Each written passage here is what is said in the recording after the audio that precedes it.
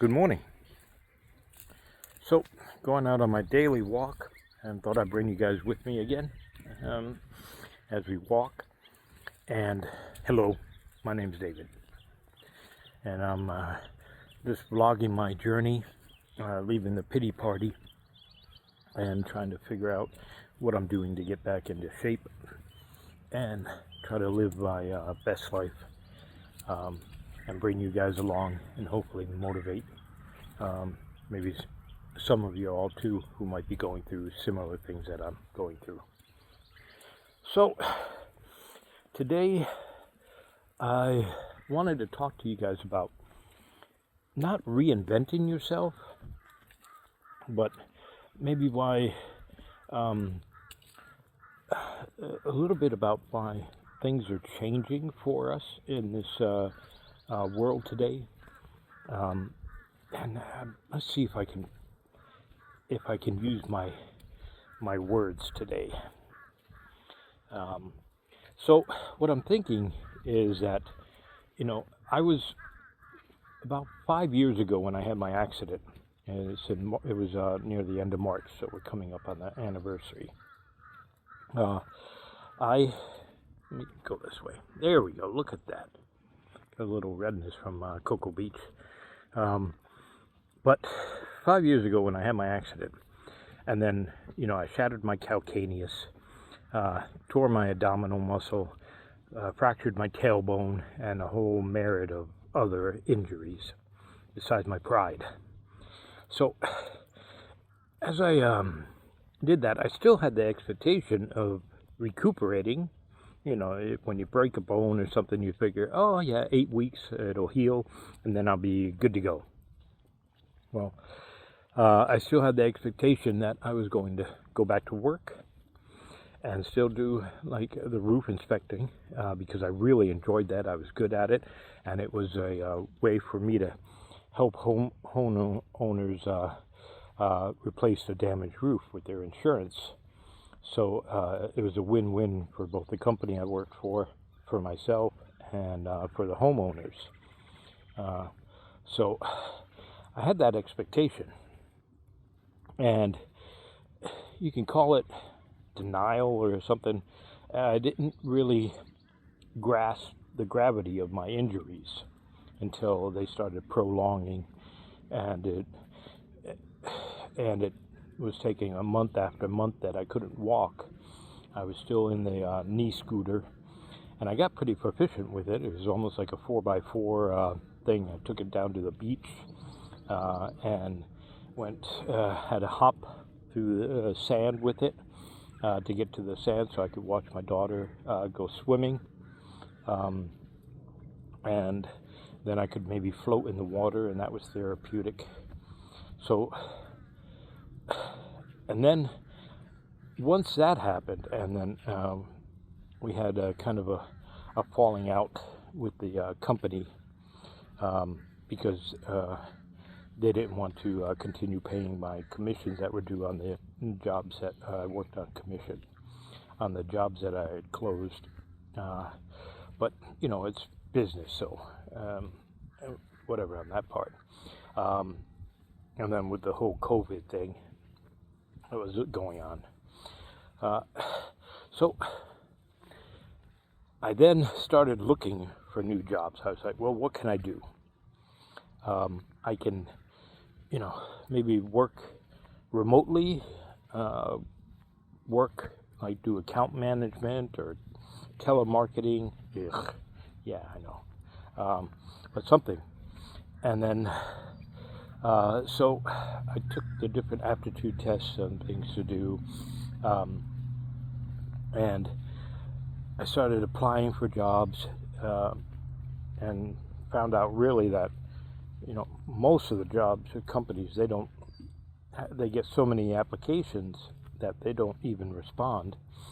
The few that I got to respond and we set up a first interview with, as soon as they found out I was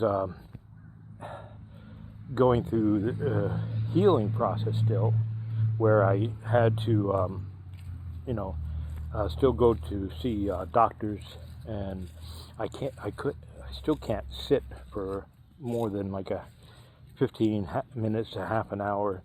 I can't stand for more than like, so depending on the angle, 10 minutes or 15 minutes without starting to get my back in pain. So I have to keep shifting and everything. As soon as they found that out, I got the old, which is understandable. It seems like you still have some issues. You should work those out. Those are a priority, and they're right. And then perhaps once you're in better shape, come back and see us. Plus, it doesn't help. Now, I didn't have my beard at this time, so I looked a lot younger, but I was still in my mid-50s. So let's see. So I'm 58, so that would have been 50. Holy moly, 53? So I was 53 when it happened. Man, this time is flying by. So, I had the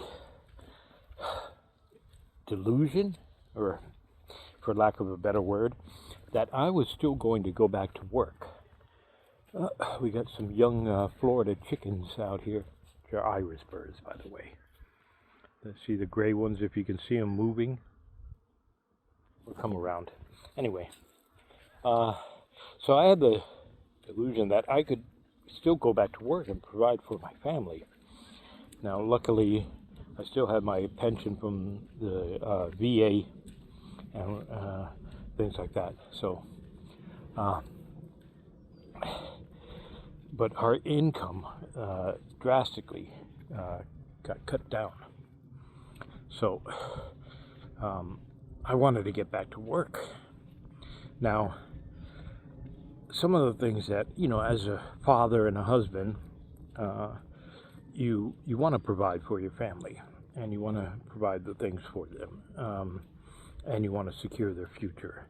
And when you have an accident like this, and you just see how sometimes fragile things are, you need to figure out different ways. So I tried a couple of YouTube channels, faceless channels, some about tiny homes and homes for sale, and they did all right, but it ended up it only made me maybe a couple of bucks, and then the algorithm changed, and so those channels died out. But it set me down this path, and what I was getting at is that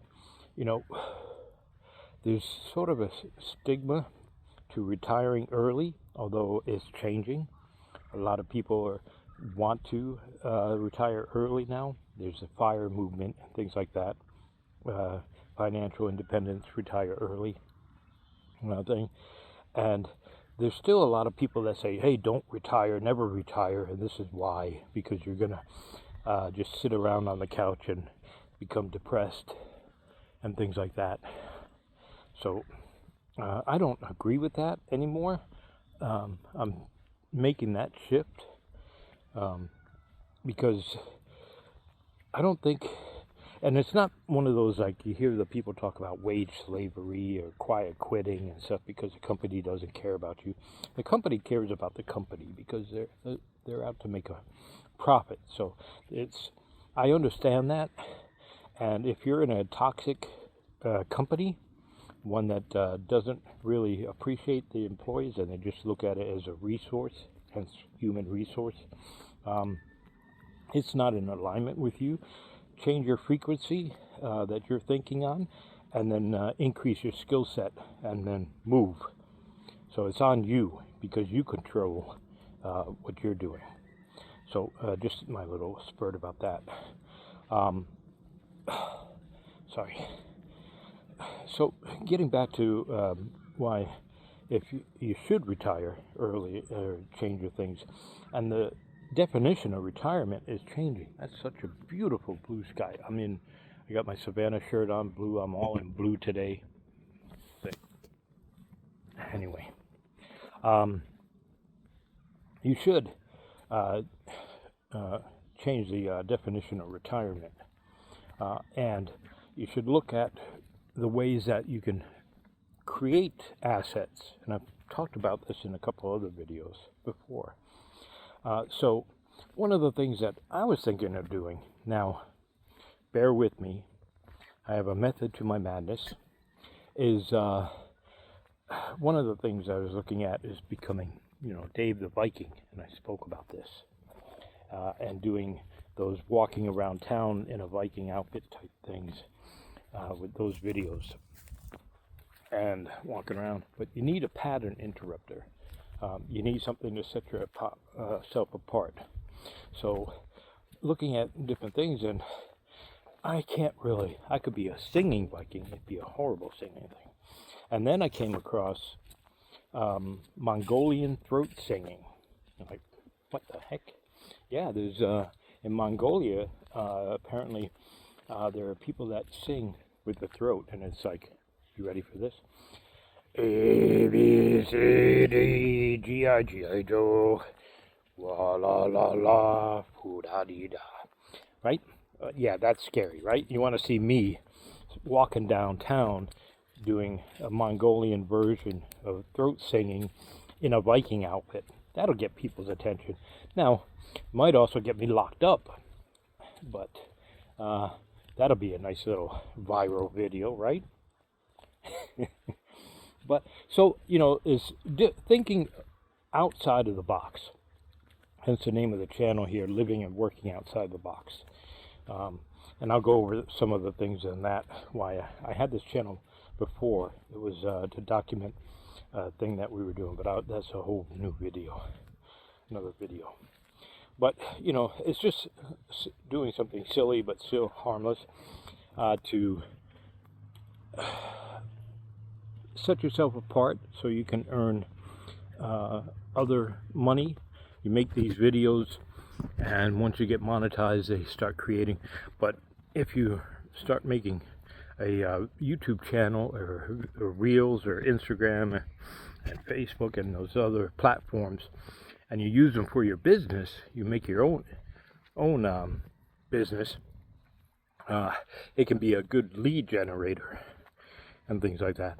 So you can be retired from the traditional 9-to-5 job and still earn money through different other means. You can write books, you can set up, create print on demand, things like that, and do courses, which can help. And then these assets start bringing in value. And then you can do consulting and things like that, depending on what kind of job you had. I would like to teach and use YouTube and websites as a teaching platform. So I'm looking into that, and I'm working on learning those things. But so back to my thing, retirement is actually changing. And you don't have to do the traditional. A lot of people say, oh, you're not retired if you're still working. Well, you do something, you find your ikigai, whatever you want to call your purpose, and you do that. So when you find your purpose, it's not working. And it doesn't matter if you're 65 or something. And you usually find, and it's documented all online, and you can see all these creators where they're finding their purpose, and they're building their tribe and their followers and their communities, and they're making a lot more money than what they would have made at a traditional 9-to-5, which is just incredible. I have fellow content creators that I know that is in different groups. They're making $40,000-$50,000 a month. There's some that make $10,000-$20,000 a month, and there's others that are just starting out and they're making $500 a month. But it doesn't matter, as long as you start, and then you keep building your skill sets. So that's just what I wanted to talk about today, is how retirement, the definition is kind of changing. And with something easy as this, as just vlogging and things like that, and building your content. I'm learning how to speak on the camera, and then I'll have to progress a little bit into editing once I get up there and I start building these habits up. So you can do this, and you can actually create your own destiny, and you don't have to follow other people's definitions of what they think it should be or what it isn't. Find your path and your purpose and work through it, even if you're in, like me, fighting out of a pity party and trying to get back in shape and do it. But that can be part of your purpose as well. So what is retirement? If you put that down in the comments, what you think retirement means, and that'll help other people hopefully see that and see if they can retire early, and find their own purpose to do, or if they use it to generate a better living and income for their family or for themselves, for that matter. Plus, when you comment below, and I appreciate everybody that does that. Anthony, Mr. Version 2 over in, I think it's Norway. He's from the UK. Then we got Kevin Cross, and the other guys, there's David, and then the retire is me, and then of course Chad. All you guys, and Charlie over in the Philippines, thank you for your comments. And I think it's Vicky over in Africa, and some of the other people over in Africa, and then my buddy over in, I think, Tennessee, who loves playing his football games. Thank you guys for doing that and commenting, and that helps the algorithm. So with that, I'll end for now. Let's get back in better lighting, and I'll say God bless, and you guys have a wonderful day. Bye.